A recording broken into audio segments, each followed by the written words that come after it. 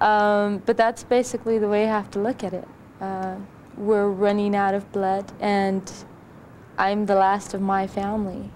And it looks like I'm not going to marry an Indian, so it's up to my little brother now. There's a possibility you're going to have a very watered-down blood quantum down the road. At that point, it'd be up to the tribe to decide what to do. You know, are they going to lower their blood quantum requirement, or are they going to keep it the same? And then what happens? You know, at that point, it becomes a very technical question as to the survival of the tribe as the tribe. There are no easy answers. Having to define themselves as a tribe is a constant challenge for the Tiguas. No matter how Tiwa society is determined technically, it is likely that the sense of community will continue to rest on the observance of Pueblo Indian customs. The northern Pueblos, in distant past, they did keep eagles in front of the chief's house. That was a symbol of the chief's authority, was an eagle, caged eagle, in front of the house of the cacique. Here it was being carried on, this tradition, only it was a large white rooster. But the principle was there. It was the symbol of the chief's authority. It was his home, and it marked his home. It shows you how these people have survived, how they've taken their native traditional remedies and medicines and customs and habits and fit them into our society and still survived in the middle of a city. Sitting in the heart of the old barrio is the Tutla, the Puebloan ceremonial chamber. Here the men meet to resolve important matters, such as the selection of leaders. As tribal governor, I'm the highest official, public official in the Pueblo. There is a higher official in the religious sense, in the traditional religious sense, in the cacique. But the cacique doesn't function externally. The cacique does not function out in relationship to other communities or other people or other governments. The cacique, our spiritual leader, and his assistant, the war captain, are chosen by consensus for life. Each New Year's Eve, several officials are elected: a governor, lieutenant governor, alguacil or sheriff, councilmen, captains, and mayordomos. The government retains a Pueblo Indian style of leadership, along with offices imposed by the Spanish. It functions as a sovereign body. We're almost like a state within a state. You know, we are not susceptible to any of the regulatory powers that the state of Texas has. The tribe has the option to regulate their own affairs, and basically that's what we have chosen to do. It doesn't mean we go out and, you know, invent new laws or anything, because there's a lot of good laws out there that we just adapt to our needs, but we do regulate ourselves. We are not taxable entities as far as the state government goes. Now everybody pays income tax, and you know that we do. But as far as any kind of state tax, we're immune from that. For years and years and years, our tribal vehicles have always had Texas exempt plates on them. All of a sudden this year, the state of Texas decided that we were no longer eligible for them, and decided not to issue any more to us. Well, that left us with a dilemma. We either had to buy license plates through the regular channels or find other means. Well, the tribe is a sovereign government, you know, and therefore we're not regulated by the state of Texas. That left one option, and that was to use our tribal sovereignty and our sovereign powers to issue our own license plates.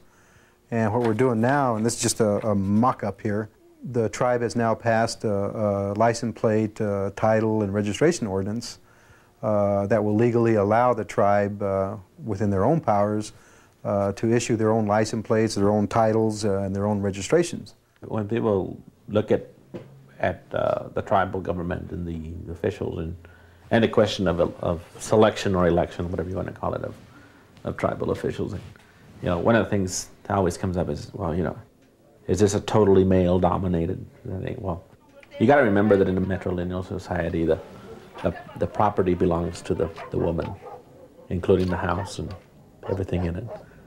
The children belong to the woman. We belong to our mother's clan. We're named by our mother's relatives. We're trained by our maternal uncles and aunts. We belong to our mother's religious societies. And as one old man told me one time, he said, the only thing they left us to play with was the government, so they gave us that portion. I don't think that the woman has and shouldn't. I don't think they should have in our tribe any role of interfering or getting involved in something that belongs to the man. I honestly don't agree with there just being men in the council. I'd like to see more women in our council, but tradition's the only thing we have, and that's the only thing that we can hold on to. So we might as well stick to tradition. You. Very good. Adrian. You. And Omar. Ysleta of the North, okay? Ysleta of the North, and the people from here came walking down the Rio Grande, okay? Do you see where it's blue? Right here, walking and walking down till they got to here at Ysleta, down here where we are today. Can anybody tell me the difference between these two Ysletas? Can anyone tell me the difference? Stephanie? Because the other one starts with an I and this one starts with a Y. Y. Very good, very good. This one starts with an I and this one starts with a Y. That's how you can tell which two Ysleta pueblos you are talking about. We have Tigua classes for the little ones at their school. We have a teacher there, Rosie Gonzalez, and she's very good at teaching the kids their language. Number 3, Pachua. Number 4, Wian. Number 5, Bandua. Number 6, Matli. One of the sad things here is that there aren't any fluent speakers among tribal members, so any programs or any efforts that are made, the tribe has to rely on people from the outside to do it. One of the positive things here is that the young people here are very, very hungry for their language, more so than the middle-aged people. It's like the tribe here, you know, you have the very young people that are very hungry, are starting to learn the language, are picking it up everywhere they can. Then you have the people in between that have totally forgotten it, and there's not a whole lot of desire there to learn it. Then you have the elders who, in some cases, kind of blame themselves for the language being lost. But I guess the good thing is that the young people here really want to learn it again. Okay, open your books, please, the ones that you have. Calladitos, por favor. Adrian, usted siéntese.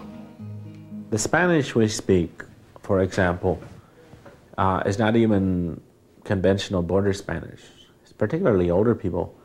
We have our own dialect, our own slang, if you will, which is really a composite of Spanish, English, and a lot of Tiwa, of the Tiwa language, a lot of Ysleta language. We use words and phrases and even sentence structures in the way we speak Spanish that are very different. And if you figure that we've been here over 300 years and still have kept those speech patterns and those deals, it tells you a little bit about the community itself and how cohesive it is. ¿Por qué no se quiso ir usted para la reserva? No me gusta el gas ni la luz. Estoy impuesta con la estufa de leña. Ramona Pais, the oldest Tiwa and mother of the cacique, shares memories of the old days with her granddaughter.